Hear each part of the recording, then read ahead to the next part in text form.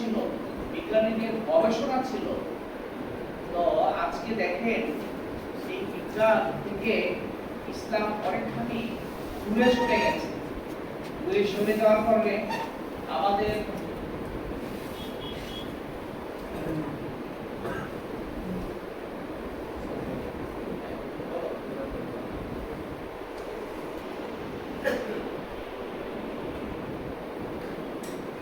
বিজ্ঞানের চরম উৎকর্ষতার একটা যুগ ছিল।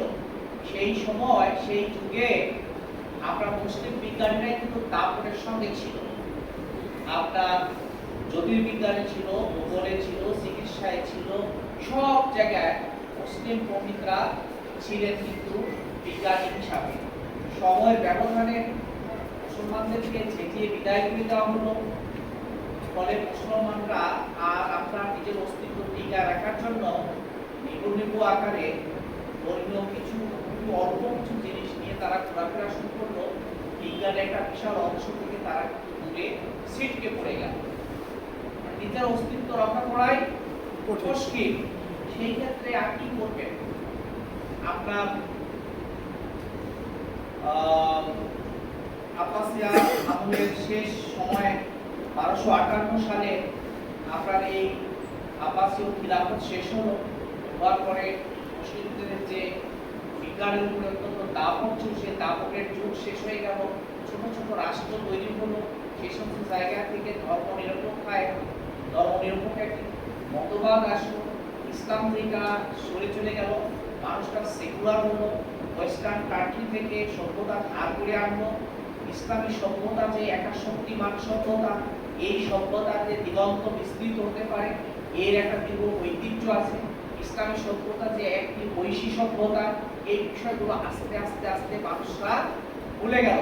শাসক যারা হইল, শাসকের চেয়ারে যারা বসলো, তারা মনে করলো যে ইসলামী সভ্যতা, ইসলামী আইন, ইসলামী কোড, এইগুলো দিয়ে আসলে বর্তমান সময়ে রাষ্ট্র পরিচালনা করলে সেই রাষ্ট্র অত্যন্ত ব্যর্থ রাষ্ট্র হবে।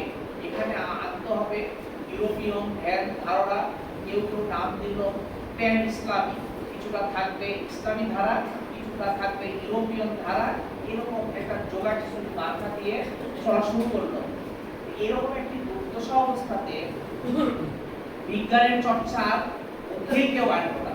মানে ইসলামের মৌলিক যে শিক্ষাগুলো, এইটুকুই সাথে রাখাটা কঠিন হয়ে পড়ল। এরপরে দেখুন যে কিছুকাল ওসমানীয় খেলাফত ছিল। সেই ওসমানীয় খেলাফতটাও 1915 থেকে 19 সালের মধ্যে যে বিশ্বযুদ্ধ হলো, সেই বিশ্বযুদ্ধে এই ওসমানী খেলাফত কিন্তু চূর্ণ বিচূর্ণ হয়ে গেল। আসলো কামাল আতাতুর্ক, আসলো 1923 সালে। আসার পরে সে কিন্তু পুরা মানে কি বলবো, সে একজন পুরো ধর্মনিরপেক্ষ মানুষ ছিল না। সে ইসলামের শিকড় কাটা শুরু করে দিল। আপনারা এই হিস্ট্রিগুলো পড়বেন।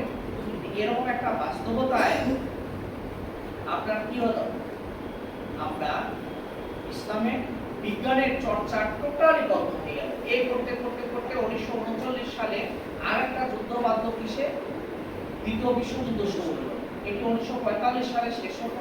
1948 সালে গিয়ে আজকের যে ফিলিস্তিন যে রাষ্ট্র মুসলমানদের ছিল, এটা বিভক্ত হয়ে এটা চলে গেল হচ্ছে তাদের হাতে চলে গেল, ইহুদিদের হাতে চলে গেল। এরপরে অনেকগুলো পরপর যুদ্ধ হলো। একটি যুদ্ধেও মুসলমানরা কিন্তু জিততে পারলো না। পরাজয়। ফলে ইউরোপিয়ানদের, আমেরিকা, উন্নত দেশগুলো কোনো কোম্পানি সহানুভূতি নিয়ে আমাদের আরব বিশ্ব বিভিন্ন আকারে বেঁচে থাকবে। ইতিমধ্যে 70 সালের পরে আপনার আরব বিশ্বে 60 সালের পরে, 70 পরে না, 60-এর দিকে কিছু সম্পদ আসতে শুরু করলো। তেলের খনি পাইল, স্বর্ণের খনি পাইল, গ্যাসের খনি পাইল, এইভাবে। এবং এইগুলো সব কিন্তু উত্তোলনকারী সংস্থা কিন্তু ইউরোপিয়ানরা এবং আমেরিকানরা আসলো, ইউরোপিয়ানরা আসলো, বিজ্ঞান নিয়ে আসলো, সাথে সাথে ওদের সভ্যতা এবং কালচার এই দেশগুলোতে আনলো। এবং তারা বলল যে তোমরা এরকম ভাবে ঘোরাফেরা করছো না কেন, আমাদের দেশে পাড়ি দাও। যেমন একটি সভ্যতা আলোক ঝলকানি সভ্যতা চলাফেরা করতেছে, সেখানে বেড়া উড়া উড়ো ইত্যাদি করো ইত্যাদি করে আমাদের এই মুসলিমগুলো সেই যে ইবনে সিনা, হায়াত এরকম যে বড় বড় বিজ্ঞানী ছিল, এদের ধারে কাছে কোনো বিজ্ঞানী তৈরি হয় না। বিজ্ঞানের দিক থেকে আমরা কিন্তু অন্যদের উপরে নির্ভরশীল। তো আপনারা নবী করিম সাল্লাল্লাহু আলাইহি ওয়াসাল্লামের যত কথা এবং কাজ এগুলো সাথে আপনারা মিলিয়ে দেখবেন অসংখ্য বিজ্ঞান কিন্তু লুকায় আছে, অসংখ্য বিজ্ঞান লুকায় আছে, বিজ্ঞান লুকায় আছে। আপনারা যদি বিমানে উঠে দেখেন এখনো বলে যে এর গতি এবং স্থিতি তুমি যদি সহজতা না করো তাহলে এর গতি এবং স্থিতি আমরা ঠিক রাখতে পারবো না। আমাদের যে বিমানবালারা আছে তারা কিন্তু এটা অ্যানাউন্স করে। ব্যক্তিগতভাবে ইসলাম পালন তারা না করলেও, তাদের পোশাক আশাকে ইসলাম না থাকলেও এই কোরআনিক এই ভার্সটা, এই আয়াতটা তারা উচ্চারণ করে এবং হচ্ছে তার বাংলা তর্জমা। তো ভালো, এইটুকু অন্তর্গত বলছে, তাও তো ভালো। টেলিভিশনে আজান হয় আলহামদুলিল্লাহ, পাশে নাটক ফাটক হচ্ছে ইত্যাদি হচ্ছে, তবু তো আজানের জন্য একটা সময় রাখে আলহামদুলিল্লাহ, এইভাবে বিবেচনা করি। তো ইসলামের ভিতরে যে বিজ্ঞান আছে, মহাগ্রন্থ আল কোরআন যে বিজ্ঞানময় একটি গ্রন্থ, যেখানে সায়েন্টিফিক সাইন আছে, নিদর্শন আছে, সেগুলো আপনারা কখনো কখনো বই পুস্তকগুলো একটু পড়াশোনা করে দেখবেন যে বিজ্ঞানে কত ঘটনা আছে, কত আলোচনা করা আছে ইত্যাদি আছে। সেগুলো তো আপনারা কখনো খুব বেশি দেখাশোনা করি না। আর যারা স্কলার, আপনাদের যেহেতু পড়াশোনা এই লাইনে না, সেহেতু আপনাদের কাছে বিজ্ঞানের কিছু গল্প আপনারা শুনতে পারেন, গল্প আলোচনা হতে পারে, কিন্তু বিজ্ঞানের যে মৌলিক আলোচনা, মৌলিক গবেষণা, সেগুলো তো হতে হবে বাংলাদেশের প্রখ্যাত যে ইঞ্জিনিয়ারিং ইউনিভার্সিটি আছে, টেক্সটাইল ইউনিভার্সিটি আছে, লেদার টেকনোলজি আছে, আপনার আণবিক শক্তি কমিশন আছে, পারমাণবিক কমিশন আছে, সেই সব জায়গায় কিন্তু এগুলোতে আলোচনা হয়। এই জন্য তো আমি বাধা ঠুকছি, আপনারা তো আমার কথা শুনছেন না, যে আপনাদের খুব মেধাবী স্টুডেন্টরা যদি আপনাদের ঘরে জন্ম হয়ে থাকে, আপনাদের ছেলে মেয়েরা অবশ্যই আপনারা এই দিকে পাঠাবেন। এই একটা বিশাল অংশ অরক্ষিত অবস্থায় আছে, অরক্ষিত অবস্থায় আছে। একটি বিমান কিনতে বাংলাদেশে যত টাকা লাগে, ফ্রান্সের আপনার এয়ারবাস আর ওই বিমান তৈরি করেন আমেরিকা। আপনারা বড় বড় বিমানে চড়ে কেউ কখনো গেছেন? হজের সময় হজ করছেন কেউ? বিশাল বিমান না, কতগুলো মানুষ যায় সেই সব বিমানে, চিন্তা করছেন আপনি? তাদের খাবার যায়, পানি যায়। একটা বিমান কিনতে যত টাকা লাগে, একটি বাংলাদেশ সরকারের এক বছরে সারা বাংলাদেশের ধান বিক্রি করলে কিন্তু অত টাকা হয় না একটা বিমানের যে দাম। এই প্রযুক্তিগুলো তারা তৈরি করছে। আমেরিকা দূরপাল্লার যে ক্ষেপণাস্ত্র করছে, সেটা হচ্ছে যে রাশিয়ার মস্কোতে সে নিউইয়র্ক থেকে কিন্তু পারমাণবিক বোমা ফেলতে পারে, কয়েক হাজার মাইল দূরে। বেইজিংয়ে সে কি করতে পারে? বোমা ফেলতে পারে। আপনার কয়েকশো মাইল যাওয়ার পরে বিমানের শব্দ পাওয়া যাবে। এত দ্রুতগতি সম্পূর্ণ বিমান চলাচল করে যে সে বিমানগুলোর শব্দ, যখন বিমানটা মাথা ঘুরাচ্ছে আপনি কিন্তু শব্দ পাবেন না। সে কয়েকশো মাইল যখন যাবে, আপনার রেঞ্জের বাইরে যাবে, তখন এই বিমানগুলোর শব্দ পাওয়া যায়। তার মানে এই যে বিজ্ঞানের একটা বিশাল জগৎ তাদের হাতে চলে গেছে। হাতে চলে যাওয়ার পরে তারা কিন্তু পৃথিবীটা কন্ট্রোল নিয়ে নিয়েছে। পৃথিবী কন্ট্রোল নিয়ে নিয়েছে কিভাবে? বিজ্ঞান তাদের হাতে রয়ে গেছে। আর আমাদের হাতে রয়ে গেছে কি? খুব সেকেলে মামুলি কিছু বিষয়াদি আছে। আমরা সংখ্যার দিক থেকে আমরা সেকেন্ড লার্জেস্ট আমরা পৃথিবীতে কিন্তু জনসংখ্যার দিক থেকে, বাট আমরা অর্থের এবং বিজ্ঞানের অনেক অনেক অনেক অনেক অনেক এই জায়গা হলো আমাদের কবে কভার হবে আল্লাহ ছাড়া কেউ জানে না। সেটি আপনারা মাসলা মাসাইল যেমন আলোচনা করেন, বিজ্ঞানের বইগুলো একটু পড়াশোনা করবেন, সাল্লাল্লাহু আলাইহি ওয়াসাল্লামের হাদিসগুলো দেখবে যে বিজ্ঞান ভিত্তিক অনেক হাদিস আছে, ব্যাখ্যা বিশ্লেষণ সংক্রান্ত বাংলায় অনেক পুস্তক নামছে, সেগুলো আপনারা পড়াশোনা করবেন, শিক্ষকগুলো পড়াশোনা করবেন। বা এগুলো যে বাজারে পাওয়া যায় এই জাতীয় বই আপনারা জানেন কিনা? জানেন? আপনি কেউ কি আমার একটা বলতে পারেন যে বিজ্ঞান সংক্রান্ত একটা হাদিস আমি পাইছি, কেউ বলে তো দেখি? কারোর কাছে জানা আছে? হ্যাঁ,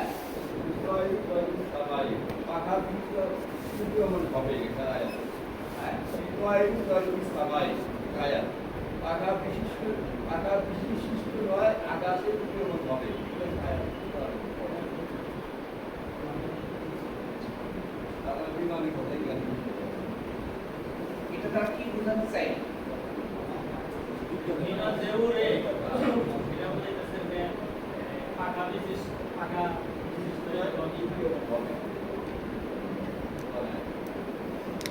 আচ্ছা, এইটুকু গেল ভালো ভালো।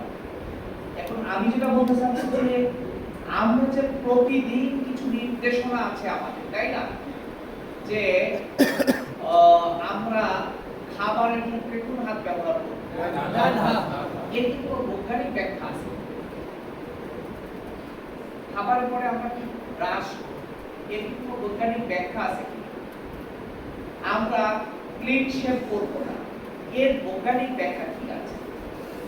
আমার কথা বুঝতে পারছেন? আমি রাতে পানাহার কম করব, এর কোনো বৈজ্ঞানিক ব্যাখ্যা আছে? গরুর গোশত কম খাবো, এর কোনো বৈজ্ঞানিক ব্যাখ্যা আছে?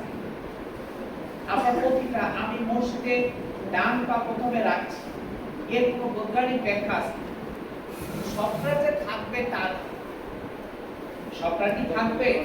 আমি প্রতিদিন যতগুলো বিষয় আমি পরিচালনা করছি ইসলামের কনসেপ্ট থেকে, ইসলামিক ধারণা থেকে, সেগুলো হচ্ছে আমি তার একটা বৈজ্ঞানিক ব্যাখ্যা আছে। সবগুলো থাকবে তা না। এই ব্যাখ্যাগুলো কি কখনো আমরা তালাশ করার চেষ্টা করছি? যদি আমি তালাশ করে করতে চাই কথা, যেমন আমরা হারাম যে জিনিসগুলোর তালিকা আছে, হারাম যে জিনিসগুলো তালিকা আছে, হারাম জিনিসের তালিকা আছে না? এই হারাম তালিকাগুলো কখনো একটা একটা করে ধরে ধরে কেন এটিকে হারাম, আল্লাহর নবী কিন্তু শর্ট করে বলে গেছে, উনি কিন্তু অত ব্যাখ্যা বিশ্লেষণ দিয়ে যান। এটা হারাম বিজ্ঞানের এই কারণে, এটা হারাম বিজ্ঞানের অমুক কারণে, তমুক কারণে, এটা ব্যাখ্যা দিয়ে যান। কিন্তু উনি কিন্তু বর্বর করে কিন্তু এগুলো বলে গেছে। রাসূলুল্লাহ খুব দ্রুততার সাথে কখনো আদেশ এবং নির্দেশ হা এবং না বলে গেছেন, কিন্তু আজকে সময়ের ব্যবধানে হায়ের পক্ষেও যুক্তি পাওয়া যাচ্ছে, নায়ের পক্ষেও হাজারো হাজারো যুক্তি আছে। তাহলে এটা যদি ঐশিক ধর্ম না হতো, আকাশ থেকে প্রাপ্ত ধর্ম না হতো, তাহলে সময়ের ব্যবধানে কিন্তু এই যুক্তি কিন্তু কঠোর হয়ে মানুষের বের হয়ে যেত, হাজার হাজার যুক্তির পক্ষে থাকে। এগুলো কি আপনাদের মাথায় কখনো খেলে না? হারাম জিনিসগুলোর পক্ষে কি যুক্তি আছে, কি যুক্তি আছে? কিন্তু প্রাণীর মাংস খাওয়া যাবে না, গোশত খাওয়া যাবে না, কারণ মাছ খাওয়া যাচ্ছে, এটা খাওয়া যাচ্ছে না। এর বৈজ্ঞানিক ব্যাখ্যা কখনো জানার চেষ্টা করছেন কেন? এইটা জানতে হবে কেন জানতে। আপনার কুকুর একটা প্রাণী, আর একটা প্রাণী, কুকুরের মাংস খেতে, গোশত খাইতে কেন নিষেধ করা হচ্ছে? ঘোড়ার মাংস খাওয়া যাচ্ছে না কেন? আপনার উটের মাংস কম খেতে বলা হচ্ছে। এরকম দেখবেন অনেকগুলো বিষয় আছে, এরকম মদ হারাম করা হয়েছে, অমুক হারাম করা হয়েছে, তমুক হারাম করা হয়েছে। হারামের তালিকাগুলো চার্ট নিয়ে আপনি বসেন এবং কোনো ডাক্তার সাহেবের সাথে কথা বলেন যে এইগুলো হারাম কেন, তো আপনাদের কিন্তু খুব মজা লাগবে, খুবই ভালো লাগবে। এবং এর উপরে বই পুস্তক আছে, এর উপরে বই পুস্তক কখনো পাইছেন আপনারা? পান নাই? তালাশও করেন নাই, খোঁজও করেন নাই? আলহামদুলিল্লাহ, ভালো খবর,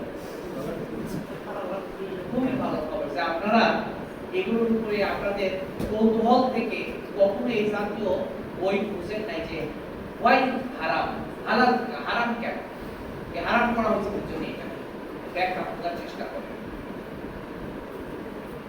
ডাক্তার উপরে প্যান্ট পাজামা পরতে বলা হচ্ছে কেন, এর কি বৈজ্ঞানিক ব্যাখ্যা? এই কখনো জানার চেষ্টা করছেন? কেন চেষ্টা করেন? আমাদের যে একটা এই একটা আকৃতি এখানে দেখবেন যে একটা হাড় কিন্তু এরকম খানি থাকে না, এইটাকে সবসময় অক্সিজেন দিতে হবে। এটাকে সবসময় অক্সিজেন দিতে হবে। ওকে যদি প্যান্ট দিয়ে পায়জামা দিয়ে লুঙ্গি দিয়ে যদি ঢেকে রাখি তাহলে সে অক্সিজেন পাবে না। ওই জায়গায় থেকে যে অক্সিজেন নিয়ে এই পায়ের এই অর্ধেক অংশ সে কিন্তু অক্সিজেন সাপ্লাই দেয়।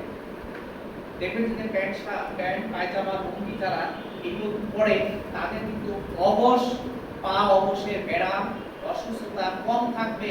এটা বৈজ্ঞানিকরা বলছে, বিজ্ঞান বলছে, ডাক্তার বলছে, ফিজিশিয়ান বলছে। এটা আপনারা কিন্তু কখনো বলতে পারেন। এটা বললে কি আপনার মুসলিমরা খুশি হবে না? যে আমরা যে মৌলভী সাহেবরা বলে বেড়াচ্ছে তারপরে প্যান্ট পায়জামা পরতে হবে, এটার ব্যাখ্যা কি? এর মধ্যে ব্যাখ্যা সেট করেন। আমরা মাসওয়াক করার সময় এইদিকে একটু ইয়া করি না, ভিজা হাত দিয়ে। এটার কারণ কি? আপনার এইদিকে প্রচন্ড হচ্ছে যে রক্ত প্রবাহিত হয় এবং আমার প্রতি মুহূর্তে আমার এখান থেকে হার্ট থেকে এই রক্তটা আমার ব্রেনে যাচ্ছে, ব্রেন পাঠাচ্ছে। এইটাকে মাঝে মধ্যে শুধু ওজুর সময় না, সম্ভব হলে অন্য সময় একটু ভিজা রাখার চেষ্টা করবেন ভিজা হাত দিয়ে। তাহলে এইটা খুবই সচলভাবে রক্ত প্রবাহিত হতে পারবে। আলোচনাতে এত কথা বলে যায় না, এগুলো আমাদের কিছু কিছু বের করতে হবে। মা বলতে কাপড় বাইরে পুরুষরা যারা আপনার অন্য গায়ের মাহারাম তাদের সামনে কোনো মহিলাদের কাপড় চোপড় রাখা যাবে না। এর বৈজ্ঞানিক ব্যাখ্যা নেই। এগুলো তালাশ করছে কখন? বক্তৃতা শানিত হয় না কেন? মোটা বক্তৃতা হয় কেন? মানুষ শুনতে চায় না কেন? কেন মসজিদে মানুষ ঘুমায়? এটা হয় কেন? কারণ বক্তৃতাটা এতই পাঞ্চে বার্তা হচ্ছে, এতই তথ্যবিহীন কথাবার্তা হচ্ছে, এতই অবসল হচ্ছে, বিন্যস্ত হচ্ছে না, ফলে মানুষটা ঘুমায় যাচ্ছে। আমি আপনাদেরকে কথা বুঝতে পারছি? তারপরেও যতই সুন্দর করে বিচারজন ঘুমাবেই, এই ঘুমানো হচ্ছে যে এটা আল্লাহর অপার দান। আমার ক্লাসে কমপক্ষে 100 জনের মধ্যে 150 জন যদি ঘুমায় থাকে আমি খুশি। যতটা আমি একটি ঘুমের আবহ তৈরি করতে পারছি, ঘুমের একটা পরিবেশ তৈরি করতে পারছি, এটাও কিন্তু বিশাল একটা দান। ঘুম সবার আসে না, গুলশানে বিরাট বিরাট বাড়ি ঘর বসে আছে, সারা রাত ওষুধ খেয়েও হাফ প্যান্ট পরে ঘুরে বেড়াচ্ছে। ঘুম একটা খুব ভালো জিনিস। তো আমি মনে করি যে আপনারা এই সংক্রান্ত আমাদের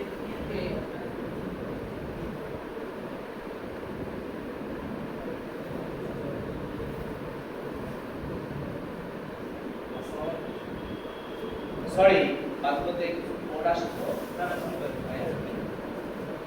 তো ইসলামের এই হা এবং না, ডু এন্ড নট টু, একদম স্পষ্টভাবে হারাম ও হালালকে যে দুই ভাগে ভাগ করা হয়েছে।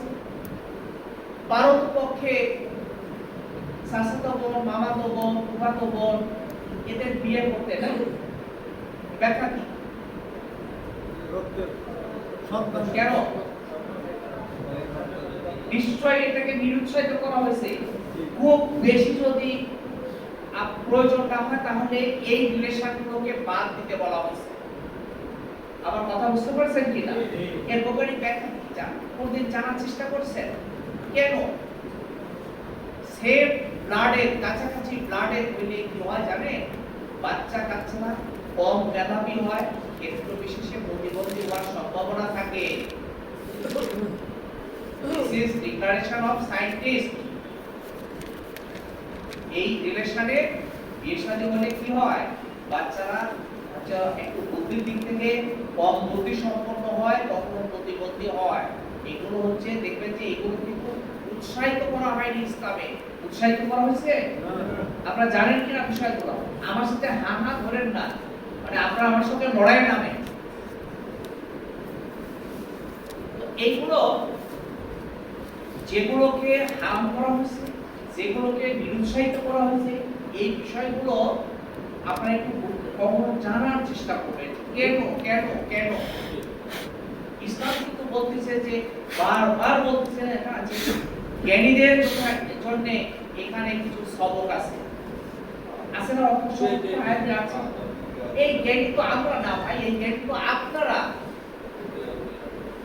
এই জ্ঞানী কিন্তু আমরা না এই জ্ঞানী হচ্ছে আপনারা আসলে কিন্তু উল্টার পথে চলার কারণে আমরা হইছি জ্ঞানী আপনারা হইছেন নির্জ্ঞানী দেশের এই বর্তমান পরিস্থিতির পরিবর্তনে আসলে জ্ঞানের আধার আপনারা সেই জ্ঞানের আধার আপনারা না হয়ে উল্টা আমরা বিভিন্ন পদ্ধতি যারা বসে আছি আমাদেরকে জ্ঞানের ভান্ডার জ্ঞানের আধার মনে করা হচ্ছে আমি কি আপনাকে ব্যাপারগুলো বুঝতে পারছি আপনারা একটু বোঝার চেষ্টা করবেন আর ইসলাম প্রতিটা জিনিস হচ্ছে ইসলামের বিজ্ঞানের সাথে সম্পর্ক খুবই বেশি মেয়েদের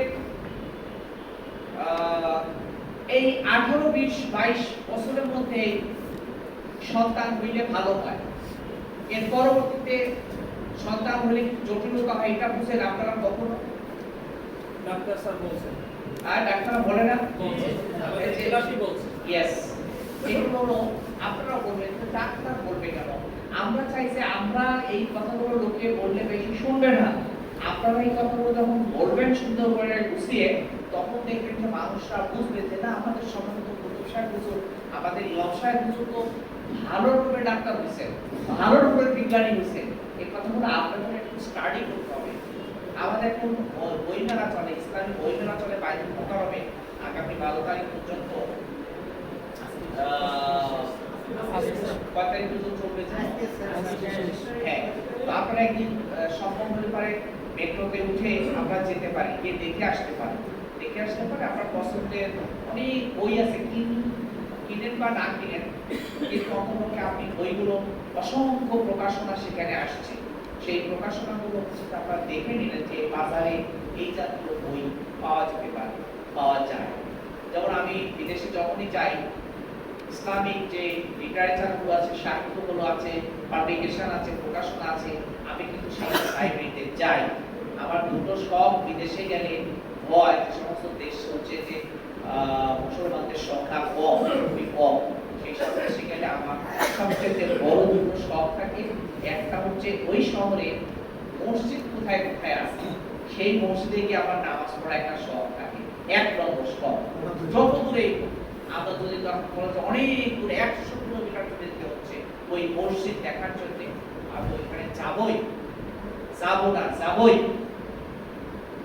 আর চেষ্টা করি যে ওইখানে মুসলমানদের জন্য বই পুস্তক কি ইসলামিক প্রকাশনা আছে কোনো লাইব্রেরি আছে কিনা কোনো বিক্রয় কেন্দ্র আছে কিনা সেলস অফিস আছে কিনা সেইগুলোতে আমি যাওয়ার চেষ্টা করি গিয়ে আমি প্রয়োজনে একটা বই কিনে অথবা দেখে আসি যে আসলে এই জাতীয় বই আছে কিনা বা পছন্দের বই আছে তারপরে ওইখানে যাবেন এবং দেখবেন তাহলে আমি আজকে প্রথম ক্লাস থেকে কি বললাম যে ইসলামে হচ্ছে বিজ্ঞানের কিন্তু অভাব নাই আর মহাগ্রন্থ আল কোরআন হচ্ছে একটি বিজ্ঞানময় গ্রন্থ এই গ্রন্থের বিষয়গুলো আপনারা বিজ্ঞানের সাথে মিলিয়ে আপনারা দেখবেন আপনারা তো নিশ্চয়ই যিনি ইউনিভার্সিটির মতো ল্যাবরেটরি বসাতে পারবেন না সেটিকে আপনাদের পক্ষে সম্ভব না ওইটা লাইনে আলাদা আছে ওই লাইনে আপনাদের ছেলে মেয়েদেরকে পাঠানোর চেষ্টা করবেন আপনারা যখন করবেন সেটি হচ্ছে যে আমি বললাম যে ইসলামের হ্যাঁ বা না বলা হচ্ছে যে সমস্ত মাসলা মাসাইলের ক্ষেত্রে সেইগুলোকে বিজ্ঞানের কি ব্যাখ্যা আছে এই ব্যাখ্যাগুলো তালাশ করে আপনাদের মুসলমানদের সামনে বলার চেষ্টা করবেন আমাকে আর একজন কিন্তু হেল্প করবেন যে এরকম একটা বিষয় আছে নায়ের ক্ষেত্রে একটা বিজ্ঞান আছে কেউ বলতে পারে আছে কারণ মনে আছে কারণ কিছু মনে নাই হারাম বাট তার একটা ব্যাখ্যা আছে কে ভাই কে করবে দাঁড়িয়ে কর্তৃক ভাই বলতে পারছেন হ্যাঁ দাঁড়িয়ে পানি খাওয়া হারাম ঠিক না হারাম না দান খাওয়া ভালো এটাও কিন্তু নায়ের কাছাকাছি পানি 3 বারে খাওয়া সুন্নাত অবশ্যই বৈজ্ঞানিক ব্যাখ্যা আছে কেন। আপনারা যখন এটা বলছেন তখন একটা বসে ভাই আপনি ভালো বলছেন, দাঁড়িয়ে পানি খাইলে কি অসুবিধা হয়, বৈজ্ঞানিকভাবে এটাকে নিরুৎসাহিত করা হয় কেন। দাঁড়িয়ে পানি খাইলে অবশ্যই তার কিন্তু কিডনিতে প্রভাব পড়ে, কিডনিতে প্রভাব পড়ে। দাঁড়িয়ে পেশাব করা সঠিক না, এটারও এই একই ব্যাখ্যা, 3 বারে পানি খেতে হবে। এটা এরকম ভাবে আপনারা এখন যুগে কি পারবেন এটা অনুশীলন করতে, এই বিষয়গুলো একটু জানার জন্য চেষ্টা করবেন। বই পুস্তক কোথায় পাওয়া যায় জানেন কি না? কোথায় পাওয়া যায় তাও জানেন না মনে হয় না? তো জানলেও হয়তো মনে করছেন যে এই বই কিনেই বা দিবে কি, তাই না? ইত্যাদি আপনাদের কাছে ভাবনা আছে। তো বই পড়ার জন্য কেনার জন্য খুব একটা অসুবিধা হয় না। আসলে মূল কথা আমি বই পড়বো কিনা, বই পড়বো কিনা। মহাগ্রন্থ আল কোরআনকে আপনি যখনই পড়বেন, যতদিন পড়বেন, যতবার পড়বেন, এই গ্রন্থ থেকে আপনার কিন্তু নতুন মনে হবে, নতুন মনে হবে। এই জন্যে এটি খুব গভীরভাবে পড়াশোনা করবেন, গভীরভাবে পড়াশোনা করবেন। আমি তো দেখি যে ব্যক্তিগতভাবে আমরা তো ভাঙা ভাঙা পড়াশোনা, আমাদের কোনো মাদ্রাসার কোনো জ্ঞান নাই, আরবি জ্ঞান নাই। এই ভাঙা ভাঙা পাতলা জ্ঞান দিয়ে যখন কোনোদিন এশার নামাজের পরে কোরআন শরীফ নিয়ে বসি, তখন দেখা যায় যে এটা আমার এই অহংকার বা বিয়ার মধ্যে চলে যাচ্ছে কিনা জানি না। এটি আমার অনেক সময় একটি আয়াত পড়তে পড়তে পড়তে একটি আয়াত, সিম্পলি একটি আয়াত আমার ফজরের আযান দিয়ে দেয়, একটি আয়াত। কারণ আমি একটা তাফসীর নিয়ে বসি, এই তাফসীরটা পড়ার পরে আমার মনে হয় যে এইটার উপরে আরো বৃহত্তর আলোচনা আছে কিনা, আর একটা তাফসীরে যাই, সেখান থেকে আমি হয়তো ইংরেজি তাফসীরে যাচ্ছি, ইংরেজি তাফসীর থেকে আমি উর্দু তাফসীরে আসি। এরকম ভাবে আমার ঘুরতে ঘুরতে ঘুরতে ঘুরতে তখন একদম ভোর হয়ে যায়। আমি এটা যে সবসময় এরকম ঘটনা ঘটে তা না, নর্মালি এমনি কোনো আমার মানুষের কৌতূহল হয় না যে আর দেখি আর একটু দেখি আর একটু দেখি, এই করতে করতে করতে এরকম হয়ে যায়। তো আপনারা ইউটিউবে পড়াশোনা করলে কি হলো যে আপনার কাছে মানুষরা কিন্তু এসে যেন আপনাকে উত্তম জ্ঞানী মনে করে। আপনি ভাষা জ্ঞান নিয়ে কিন্তু কোনোদিনই আপনি বিপরে উঠবেন না। হালকা ওয়াজ যেন না হয়, পাতলা ওয়াজ যেন না হয়, খুব গভীরের আলোচনা হয়, তন্ময় হয়ে যায়। সেটি যদি না হয় তাহলে কিন্তু আপনার বক্তৃতা খুব শানিত হবে না, এটি হবে না। আর বক্তৃতার দুটো ধারা, যেমন তথ্যবাদ থাকতে হবে একদিকে, আর একটা দিকে থাকবে যে আপনাকে সত্যিকার অর্থে ওই মসজিদের মুসল্লিরা, ওই লোকালয়ের লোকেরা আপনাকে একটা মডেল মনে করে, আপনার আচরণে, আপনার পোশাকে, আপনার কথাবার্তায়, আপনার চরণে, বরণে, কথনে, আপনার মুআমালাতে আপনাকে আদর্শ ব্যক্তি মনে করে। আদর্শ ব্যক্তির কাছ থেকে আদর্শ কথা যখন আসে তখন কিন্তু এটি বেশি কিন্তু আসল শব্দটা বোঝেন কিনা? প্রভাব, ইম্প্যাক্ট, ইংরেজিতে ইম্প্যাক্ট, বাংলায় প্রভাব। তো এইগুলো পড়ে এখন আমাদের অনেক ইয়াং ভাইরা আসছে, আমার এই কথা শোনা তাদের বা কেমন লাগতেছে আমি জানি না। তো তারা এখন আমার টার্গেটও না, আমার টার্গেট হচ্ছে এই যে আপনারা যারা যারা একটু বয়সের দিক দিয়ে আগায় আছেন তারা আমার টার্গেট পিপল। ওদেরকে এখন আপনাদের সাথে দৌড়ায় আমি বলবো, ওদের এখনো তারা সজীব আছে, এখনো নবীন আছে, কাঁচা আছে, তারা আস্তে আস্তে শিখে রেডি। তো আমি অনেক কিছু মনে করি যে আপনাদের সঙ্গে অন্য একটা সময় এসে আপনাদের অ্যাক্টিভিটিস গুলো দেখবো যে আপনারা কি করেন না করেন। এখন পর্যন্ত কোনো মনে হয় ডিবেট একটা আলোচনা হলো না, ডিবেট হয়নি।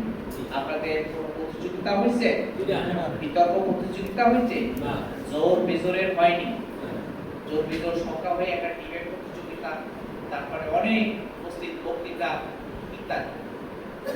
আপনাদের মধ্যে আর কিছু কেউ কথা বলতে পারে হালকা পাতলা শিখছেন? আরবি ভাষা আমার এখানে শিখাচ্ছি কিনা? আরবি ভাষা শেখাচ্ছি না। না। আমি একজন জেনারেল শিক্ষায় শিক্ষিত মানুষ, আমি এমএ পাস করছি, আমি সরকারি এই পর্যায়ে আসছি। তো আমার সম্পূর্ণ কারণে আমি 2 লাইন যদি ইংরেজি না বলতে পারি বিদেশিদের সাথে, সাদা চামড়াদের সাথে, তাহলে আমার পদের কি অমর্যাদা হয় না? আমি যদি ইংরেজি কার সাথে কনভারসেশন করতে না পারি, কথা বলতে না পারি, তাহলে আমার পদটা কি পদের সাথে কি আমাকে মানায়? তো আমি মনে করি যে আপনারাও মাদ্রাসা লাইনে পড়াশোনা করছেন, কি কওমি ঘরানায় পড়াশোনা করছেন অথবা আলিয়া নিসাবে পড়াশোনা করছেন, আপনারা কিন্তু আরবি ভাষাটা একটু রপ্ত করার চেষ্টা করুন। ভাষা হচ্ছে দলবদ্ধভাবে হয় না অনেক সময়, নিজ দায়িত্বে এটা কিন্তু আপনারা শেখার চেষ্টা করবেন।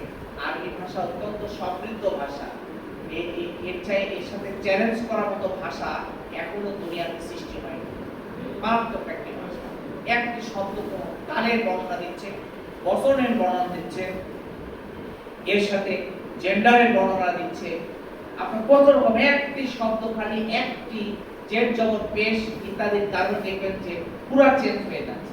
খেয়াল করতেছেন? এরকম আর পৃথিবীতে দ্বিতীয় কোনো ভাষা নাই যে একটি শব্দের মধ্যে কালের বর্ণনা থাকে, আপনার জেড জবর পেশের হ্যাতের কারণে আপনার বচনের বর্ণনা থাকে, আপনার এটা কি বলা হয় ওয়ানাস ইত্যাদি জেন্ডারের বর্ণনা এগুলো থাকতে পারে। আপনি চিন্তা করছেন আর কোনো ভাষা দেখতে পারে একটি শব্দ এতগুলো শুধুমাত্র আপনার বর্তমান কালের, আবার কি চলমান বর্তমান না স্থির বর্তমান, চলমান অতীত না স্থির অতীত, এগুলো কিন্তু আপনার বর্ণনা দিচ্ছে। আপনার কি ভাষাটা কি কোনো তাজ্জবি ভাষা মনে হয় না? আজব ভাষা মনে হয় না? এই ভাষা শেখার জন্য আপনাদের খুব বেশি পরিশ্রম আছে, খুব বেশি পরিশ্রম নেই। কেউ তো আপনারা মনে হয় যে এখন যদি আমি বলি যে এরকম ব্যাপার, মিশরের দূতাবাস আমাদের অনুষ্ঠান থেকে 10 জনকে তাদের আল আজহার বিশ্ববিদ্যালয়ে পড়াশোনার জন্য নিবে, 10 জন ভাই ওখানে তাদের সাথে কথা বলে উনি কেন করতে চায় এই সংক্রান্ত ওনারা কিন্তু কথা বলবেন।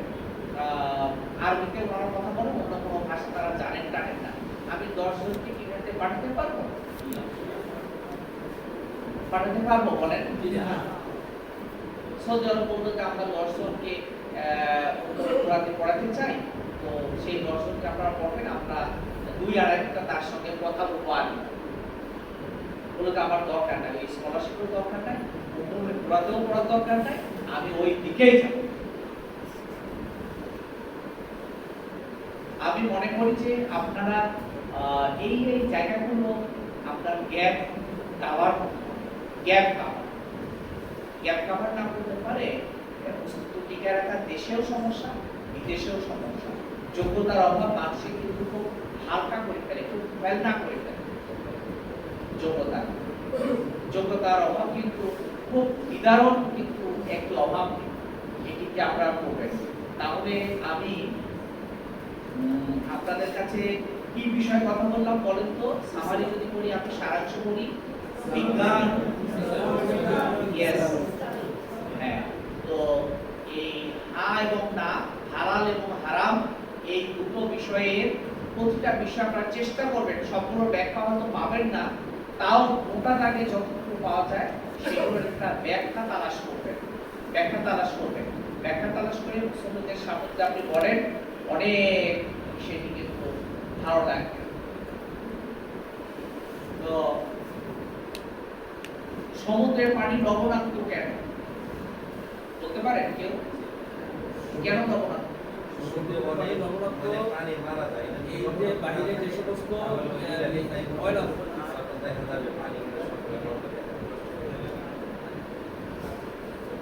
অবস্থা ঠিক আছে। তার মানে আপনারা জানেন, ভালো লাগে যে সমুদ্রের পানি লবণাক্ত হওয়ার অন্যতম কারণ সেইখানে এই সমতল থেকে হোক পাহাড় থেকে হোক যত কিছু যাচ্ছে, ফাইনালি এর জায়গা হচ্ছে কোথায়? সমুদ্রে বড় বড় প্রাণী আছে, সেগুলো যদি দ্রুত পচে নষ্ট না হতো, মারা যাওয়ার পরে তাহলে সমুদ্রের পানি কিন্তু ক্ষতিগতময় হয়ে যাবে। মানুষ কিন্তু বসবাস করতে পারত না, গন্ধের চোটে আমরা বড় বড় জাহাজ চলতে পারতো না, উপকূলের লোকজন টিকতে পারতো না।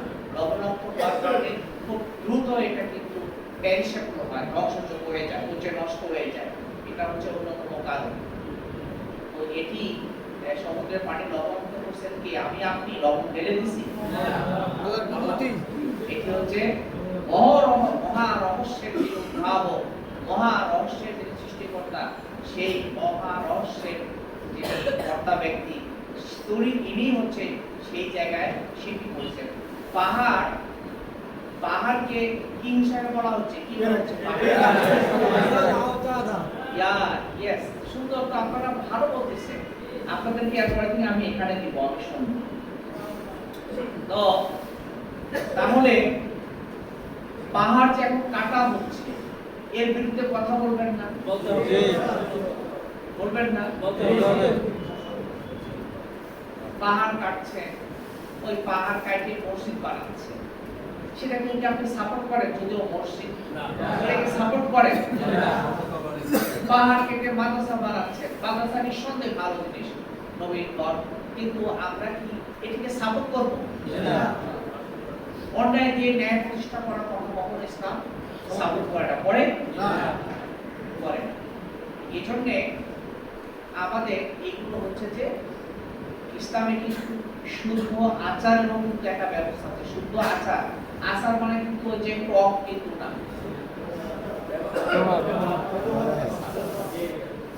Behaviour, conduct. এই আচারও কিন্তু একটি শুদ্ধ আচার হতে হবে, শুদ্ধ ব্যবহার হতে হবে। তো এখন আপনার বিদেশ বিভূতিতে যারা ইসলাম ধর্ম গ্রহণ করছে তারা কিন্তু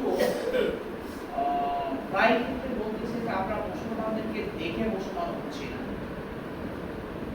মুসলমানদেরকে দেখে মুসলমান হচ্ছি না। মুসলমানদের যে লিটারেচার আছে, তারা লিটারেচার বলছে যে কোরআন এবং হাদিসকে তাদের ভাষায় তারা বলতেছে এটাকে লিটারেচার। মুসলমানদের যে সাহিত্য আছে, সেই সাহিত্যে যে কথাগুলো আছে, এই কথাগুলো অন্য ধর্মের সাহিত্যের মধ্যে পাওয়া যায় না।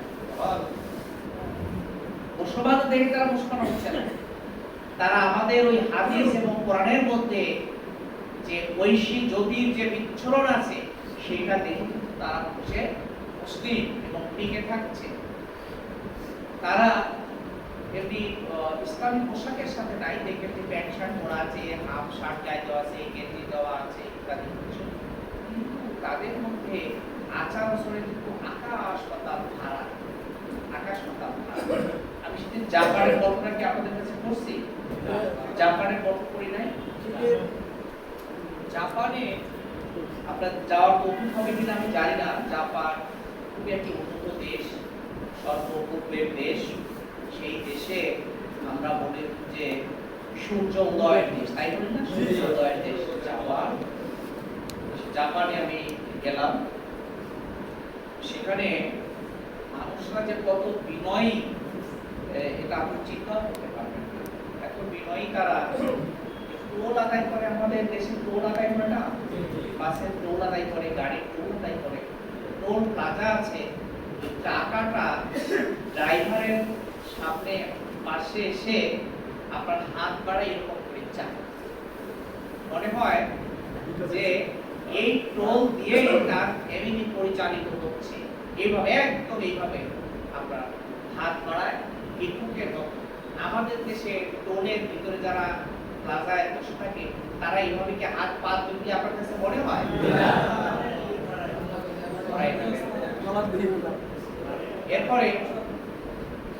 এরপরে আপনি ওদের কাছে একটা পথ জানতে চাইলেন যে আমি অমুক জায়গায় যাব, সে অমুক জায়গায় যাওয়ার আমার পথ কি? তখন সে চট করে ভিতরে একটা ম্যাপ আনবে। ম্যাপ এনে এটা যদি আপনার বুঝতে 1 ঘন্টাও সময় লাগে, তবুও সে বুঝায় আপনাকে সন্তুষ্ট করে, তারপর পিছনে হয়তো 200 গাড়ি দাঁড়ায় গেছে, এদিকে তার ভূক্ষেপ নাই। তার ভূক্ষেপ হচ্ছে আমার কাছে জিনিসটা জানতে চাইছে, এই জানা ব্যক্তি আমার কাছে সন্তুষ্ট কিনা। আপনি ঢাকা শহরে বা যে কোনো জায়গায় একটা মানুষকে জিজ্ঞাসা করেন, গ্রাম এলাকা কতটা হেল্প করে, শহরের কোনো একটি লোক আপনাকে সুন্দর করে কোনো রাস্তা দেখাবে। এই ঢাকা শহর থেকে খুব দ্রুত পালায় চলে যাবে। ঢাকা শহরে কিন্তু মানুষের বসবাস করা কঠিন। আমার চাকরি যে কয়টা দিন আছে আমি ঢাকা শহরে থাকবো, এটা থেকে পালায় চলে যাবে। ঢাকা শহরে থাকবো না, একটা ইটো কিনবো না, ইম্পর্টেন্ট জায়গাও কিনবো না এখানে। এরপরে ওদের আরেকটা বিষয় জানেন, আপনারা শুনলে খুব তাজ্জব হয়ে যাবেন। ওদের দেশে আগামীকাল যদি বড় ধরনের কোনো মিথ্যা কথা বলতে হয় এবং সেই মিথ্যা কথার কারণে একটি জাতি, দেশের, সরকারের অথবা একটা জনগোষ্ঠীর ক্ষতি হবে সেই মিথ্যা কথা বলার কারণে, তাহলে আগে কিছু আত্মহত্যা করবে। এটা জানেন আপনারা? আগের দিন আত্মহত্যা করবে এবং আত্মহত্যা যে পাহাড়ে সংঘটিত হয় সেই পাহাড়ে আমি গেছি বেড়াই। আমরা অনেক উঁচু পাহাড়, সেই পাহাড়ে উঠার পরে ওই গাড়িটা আস্তে করে মূল রাস্তা দিয়ে না দিয়ে অনেক গভীর, প্রায় অর্ধ মাইল পর্যন্ত গভীর, সেই খান দিয়ে ছাড়া গাড়িটা ছেড়ে দেয়। গাড়িটা করতে করতে করতে করতে করতে সমতল ভূমিতে চলে আসে, তখন আর মানুষটা থাকে। প্রচন্ড গতির গাড়ি সে রাস্তা দিয়ে নামায় না দিয়ে চট করে ওই নিচে গর্তের দিকে নামায় দিয়ে তারা আমাদের দেশে আগামীকাল মিথ্যা কথা বলতে হবে, বড় রকম একটা রাষ্ট্রীয় ক্ষতি হয়ে যাবে। আমরা কি এত বড় সিদ্ধান্ত কেউ কখনো নিছি বলে আপনাদের কাছে মনে হয়? হর হামেশা আমাদের কাওরান বাজারে আমি তো লক্ষ্য করি যে পরিমাণ সারাদিনে এই মিথ্যা কথা, চালাকি, চতুর ইত্যাদি হচ্ছে, গোটা ইউরোপে এক বছরেও তা হয়। গেছেন কাওরান বাজারে কখনো? আপনার হর হামেশা মানুষরা আপনার মিথ্যা কথা বলতেছে, চালাকি চতুরি করতেছে, বোঝাই যাচ্ছে যে চালাকি চতুরি করছে। তো সেই সব দেশে এগুলো নাই। এরা হচ্ছে জাপানের লোকেরা, আপনারা জানেন যে এরা একটু আল্লাহ বা সৃষ্টিকর্তা আছে বা নাই এই ডিবেটে, এই তর্কে তারা বলে যায় থাকলে থাকো, না থাকলে না থাকো, এটা নিয়ে কোনো আলাপের দরকার নাই, কর্ম করে দাও, এই বিশ্বাসে তারা বিশ্বাসী। তা আমি তাদের সেই অংশের প্রশংসা করছি না। তারা অমুসলিম হয়ে এই ধরনের যে মানবিক কিছু আচরণ তারা যে জোগাড় করছে, কিন্তু আমরা সেটা ফেক। আমার বক্তব্য কিন্তু এইখানে, তাদের আমি প্রশংসা করছি না যে মুসলিম হওয়া ছাড়া বাঁচার আর কোনো বিকল্প নাই, কিন্তু আমি বলছি তারা নন মুসলিম হয়েও যে কিছু কিছু কোয়ালিটি এবং মোটামুটি যে রক্ত করছে, এই অংশটা আমার কাছে ভালো লেগেছে। তো আমি যদি কাউকে আচার শিখাইতে চাই, আচরণ শিখাইতে চাই, তাহলে সেই আচার এবং আচরণটা শুরু হবে কোথায় থেকে? প্রথম ব্যক্তি কে হবে? প্রথম ব্যক্তি আমি হব। তো আপনি আপনাদের কথাগুলো কাছে আমি ঘুরায় ফিরায় একই কথা বলতেছি, মনে হচ্ছে যে আমি বারবার এক কথা বলতেছি। আমি আপনাদেরকে একটি জায়গায় দৃষ্টি নিবদ্ধ করছি। এর একটি অন্যতম কারণ, ওই এলাকায় 100 বিঘা জমি আছে, ঢাকায় 10টা বাড়ি আছে, ছেলেমেয়েরা অস্ট্রেলিয়ায় থাকে, ইংল্যান্ডে থাকে, আমেরিকায় থাকে। আমি তাকে মডেল বিবেচনা করতে চাই না। আবার অভাবপৃষ্ট, অনাহারপৃষ্ট, খুবই সমস্যা জর্জরিত মানুষ হিসাবে যে আপনি ওই মসজিদে ইমামতি করছেন, আপনি অতিথি হিসাবে কাজ করছেন, মুয়াজ্জিন হিসাবে কাজ করছেন, আপনাকে আমি মডেল মনে করি। ওরা কিন্তু আমার মডেল নাই। ওই এলাকায় আপনারা মডেল, আমার বিবেচনা, আমার বিশ্লেষণে তারা আমার মডেল না। এই জন্যে আমরা নানানভাবে আপনাদেরকে চেষ্টা করতেছি আপনারা মডেল হন। আর এই মডেল হতে গিয়ে আপনাদের যে আর্থিক সাপোর্ট কোথায় কোথায় দেওয়া হয়, কিভাবে আপনার নেট ছিঁড়ে যাতে পড়ে না যান, এর জন্য আমরা নেট গুলো তৈরি করার চেষ্টা করি। আলহামদুলিল্লাহ। আপনারা এই ট্রেনিং এর আওতায় আসছি, কখনো আমরা আমরা আপনার ইমাম মসজিদ কল্যাণ ট্রাস্টের আপনাদের কিছু হেল্প করা যায় কিনা, বক্সিটার মাধ্যমে করা যায় কিনা, দারুল আরকামে করা যায় কিনা, আরাকাতে করা যায় কিনা, এরকম বহুবিধ আমরা প্রজেক্ট পর্যায়ক্রমে নিয়ে আপনাদেরকে এই ডেটের মধ্যে আটকায় রাখতে চাই, নেট সিলে যাতে আপনারা না পড়ে যান, এই জন্য আমরা চেষ্টা করতেছি। তো দীর্ঘ সময় আপনাদের সাথে কথা বললাম দুটো বিষয়ে, যে বিজ্ঞানের রহস্যগুলো ইসলামের না বোধক কথার সঙ্গে মিলিয়ে মুসলিমদেরকে বলার চেষ্টা করবেন, না বোধক কথাগুলো ইসলামের কি তথ্যান্তপূর্ণ এখানে বিশ্লেষণ আছে সেগুলো বুঝে কথাবার্তা বলার চেষ্টা করবেন, তাহলে আপনার বক্তব্যটা অনেক শানিত হবে, অনেক মজবুত হবে। আর দ্বিতীয় কথা হচ্ছে যে আপনার বিহেভিয়ার, আপনার আচরণ এগুলো যেন অত্যন্ত পরিশুদ্ধ হয়, সহি হয়, যেটি মানুষ যেন অনুসরণ করে, অনুসরণযোগ্য হয়, তাহলে সমাজ উপকৃত হবে। সমাজ উপকৃত হলে রাষ্ট্র উপকৃত হবে, রাষ্ট্র উপকৃত হলে পারে রাষ্ট্রের অন্যান্য মানুষগুলো আজকে সংহত হবে, ভালো হবে। এটা না হওয়া পর্যন্ত রাষ্ট্রের এই কষ্ট কিন্তু আমাদের জন্ম থেকে জন্ম অবধি চলতেই থাকবে। আপনাদের কাছে আমার শেষ নিবেদন সেটি হচ্ছে যে আমাদের যে ট্রেনিং মডিউল যেটি আছে সেই মডিউলে যে বিষয়গুলো আলোকপাত করা হচ্ছে, এর আগে একদিন কথা বলে গেছিলাম যে ইসলামী জ্ঞানে আপনাকে সমৃদ্ধ করা, ইসলামী ইতিহাসের উপরে সমৃদ্ধ করার পাশাপাশি পৃথিবীর কিছু জ্ঞান আমরা দিচ্ছি, দেওয়ার চেষ্টা করতেছি। ডাক্তারি, মৎস্য, পশু, পোল্ট্রি, এই বিষয়গুলো আপনারা রপ্ত করতে পারছেন বা আসলে 2-4 জনের বিশেষ খেয়াল এদিকে হচ্ছে কিনা? আপনাদের ক্লাস শুরু হয়েছে? এটি মহোদয় ক্লাস তো কমাইতে হবে যে ভাই এত ভালো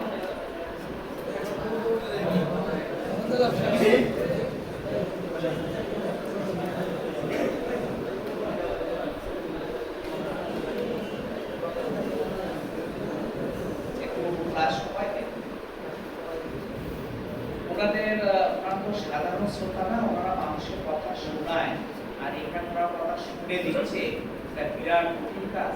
ওনারা তো মানুষের কথা শোনায়, আর কথা শুনে দেওয়ার কাজটা খুব কঠিন, কিন্তু কথা শোনানো সহজ, কিন্তু শুনে দেওয়াটা বেশি কঠিন। শুনে দেওয়া বোঝেন কিনা?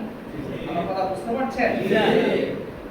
তো শ্রোতা হওয়া খুব কঠিন কাজ, বক্তা হওয়া খুব সহজ।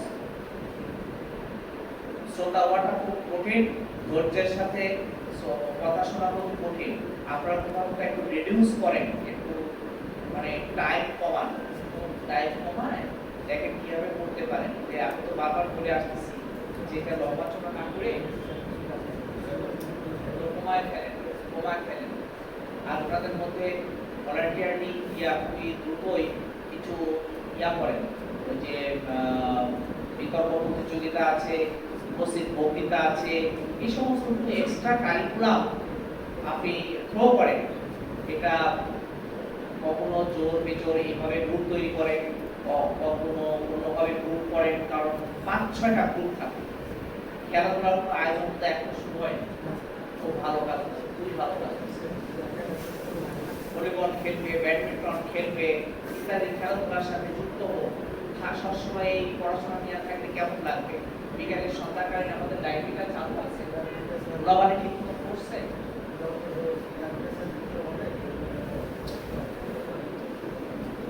লোকের অভাবে কেন? আমাদের এই সমস্ত আলো বাতাস দিয়ে এখানে একজন ভাইকে বসা দিতে পারে, আপনি খুব ভালো মানুষ, আপনি আমাদের শ্রদ্ধা করতে লাইব্রেরিটা দেখেন, আপনি তো বিয়ে শাদী করেননি, আপনারা তো ফ্যামিলি চিন্তাও নাই, আপনি ওটা দুই চালাই দেন, এরকম উৎসাহীগুলো অনেককে পাওয়া যাবে না ভাই? যাদের বাড়ি ঘরে তো তারা নাই, আনমেরিড কেউ আছে কিনা? Very good.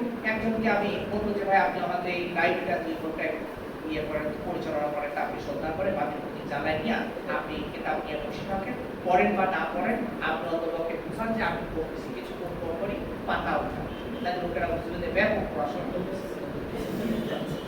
ঘুঘু দিয়ে ঘুঘু ধরা, আপনার বই পড়া দেখে অন্য কাজও 2-4 জন চলে আসবে। সম্ভব না? আপনি আজকে ওই তালা খুলেন, তালা চাবি হারাইছে ঠিক মতো আছে? কি ভাই?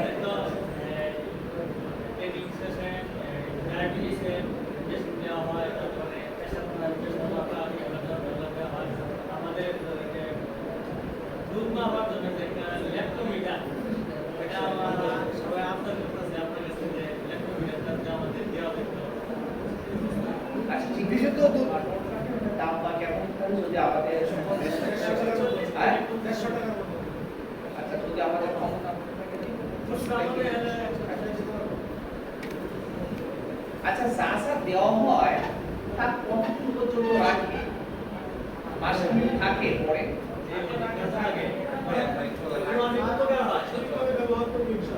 এই ভাই আসসালামু আলাইকুম।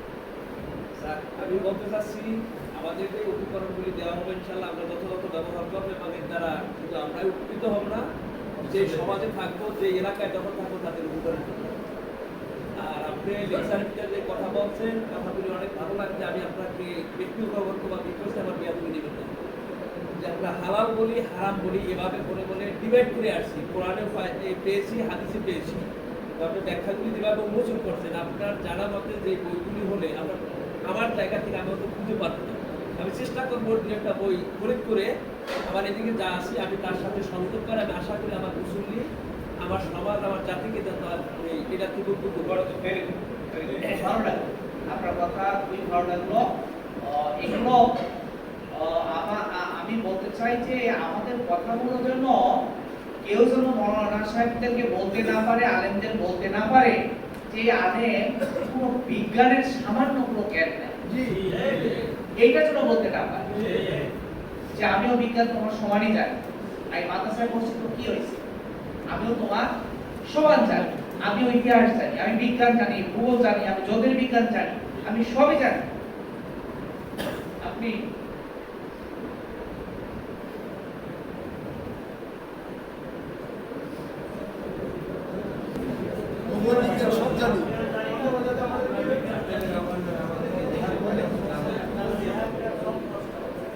এটি আমি চাইবো আপনাদের কাছ থেকে যে আপনারা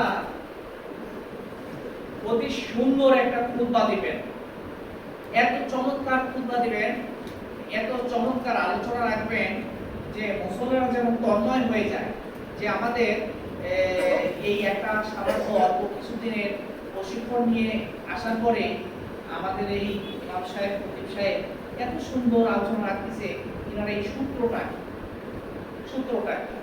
সে সূত্রটা হচ্ছে কিছুই না যে আপনাকে আবার নতুন একটা দিগন্তের দিকে ধারণা করলাম, আপনারা পড়াশোনা করলেন, যে পড়াশোনা করে আপনারা আরো শারীরিক হলেন, আরো ভালো হলেন, আপনারা আরো সুন্দর আগে যেভাবে কথা বলতেন তার থেকে সুন্দর করে গুছিয়ে কথাবার্তা বলতে পারলেন, তথ্য থাকলো, হাদিস থাকলো, কোরআন থাকলো, কোরআনের অংশ থাকলো, হাদিসের অংশ থাকলো, বিজ্ঞান থাকলো, ইতিহাস থাকলো, সবগুলো পড়বেন।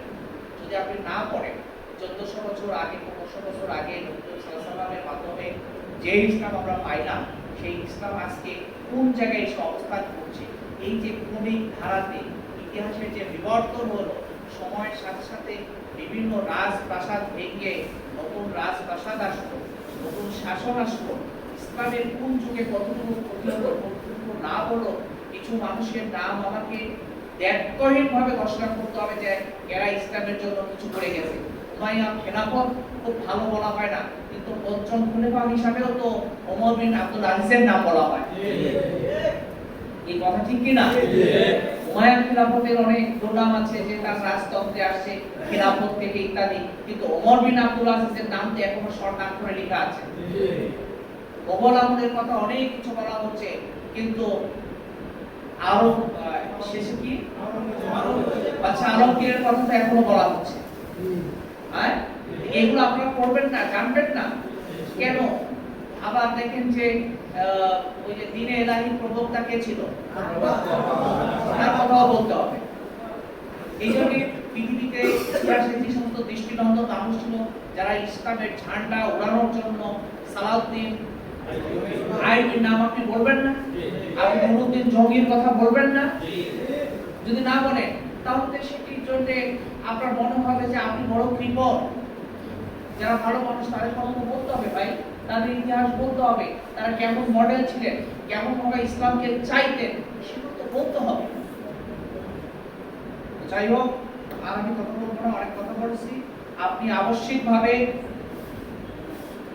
আজকে লাইব্রেরি করবেন। এখন মসজিদে কি আছে লাইব্রেরি কোশ্চেন পড়ান। আজকে ভলান্টিয়ারলি বিকেলে দায়িত্ব পালন কে করবেন?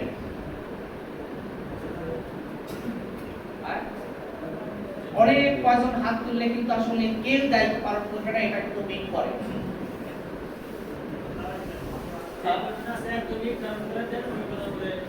হ্যাঁ, আজকে আপনাদের কি আছে, আপনাদের কি একজন ওই স্কুলের ক্যাপ্টেনের মতন থাকে সেরকম কি আছেন ভাই?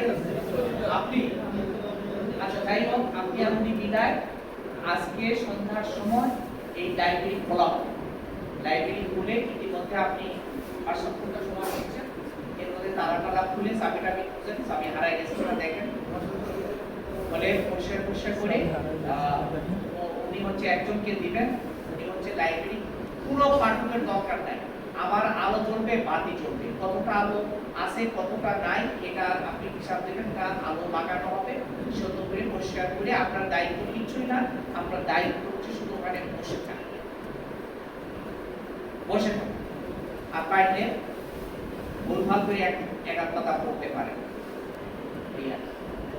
তার কথা বলবো না, অনেক কথা বলবো। আমি অনেক সময় কিছু কথা বলি, আপনাদের হয়তো হাসি পায়, কখনো কোনো কথাতে হয়তো বিরক্তিও আসে।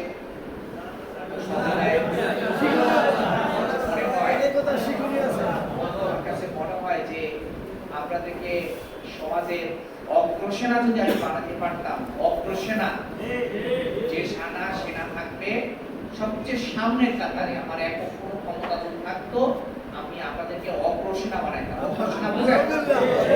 আপনার এই খাবারটাকে আমাদের কবুতর হয়তো আমরা না পাই, ভবিষ্যৎ প্রজন্মের একটা মনে হয় যে সেটি করতে পারলে ভালো। তারপর তো মনে মনে বলতেছেন যে আপনি মেলা কথায় বলতেছেন, কিন্তু আমাদের তো এই পার ডে সময়টা বাড়াচ্ছেন না, সেটার জন্য চেষ্টা চলতেছে। সব পারা যায় না তো ভাই, দায়িত্বশীল হলে পর দেখবেন যে অনেক দায়িত্ব নিতে পারা যায় না। কেন? তো আপনারা ভালো থাকেন, সুন্দর থাকেন। ডাইরেক্টর মহোদয়, আজকে আমরা ওই লাইব্রেরিটা খুলবো এবং সন্ধ্যার পরে আমাদের যে জনবলের শর্টেজ আছে এই ভাইরাটা জানি, ওনারাই ভলান্টিয়ার, ওনাদের যেমন ম্যাচ পরিচালনা করে আমার একজন দিয়েছেন, সেটা আজকে থেকেই খোলা হবে। আমি সম্ভব হলে ওই লাইব্রেরিতে সন্ধ্যার সময় আমি আসবো, আমি বসবো, চেষ্টা করবো। যদি অন্য প্রোগ্রামের সাথে আমি যুক্ত না হই, আমি সন্ধ্যার সময় দেখতে আসবো। এর মধ্যে ইঞ্জিনিয়ার সাহেবকে বলেন কয়েকটা লাইট ফ্যান অচল আছে সেগুলো সচল করবো, একদম ঝলকানি আলো হবে। ওই কাজটা নিয়ে এসে যারা উদ্যোগের মতো বিভিন্ন রকমের বসে আছে তাদেরকে কাজ দেন, আসেন। তো দিয়ে পরিষ্কার পরিচ্ছন্ন করা। আজকে লাইব্রেরি থেকে দু একজন যাওয়ার নিয়ত আছে আপনাদের? আমি অতজনকে হয়তো আশা করি না, 3-4 জন গেলেও ঠিক আছে। ভালো থাকেন, আবার দেখা হবে ইনশাআল্লাহ। আসসালামু আলাইকুম ওয়া রাহমাতুল্লাহ।